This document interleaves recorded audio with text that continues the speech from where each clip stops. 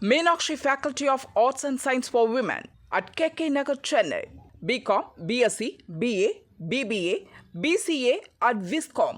Apply now.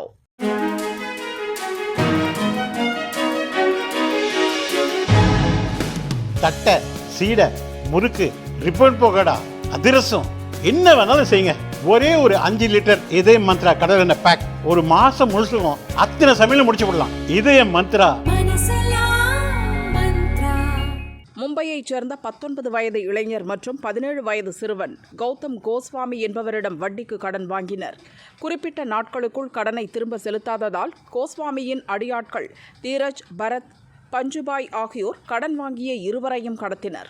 சிறுவன் மற்றும் இளைஞரை காரில் ஏற்றி மும்பையில் இருந்த புனேவுக்கும் பின் அங்கிருந்து மீண்டும் மும்பைக்கும் என சாலை மார்க்கமாக காரில் மாற்றி மாற்றி அழைத்துச் சென்றனர்.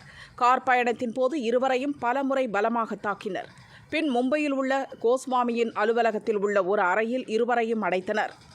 பணத்தை உடனே திரும்ப செலுத்தும்படி இருவரையும் பெல்ட்டால் தாக்கினர். இருவரின் உடல் முழுதும் பலத்த காயங்கள் ஏற்பட்டன.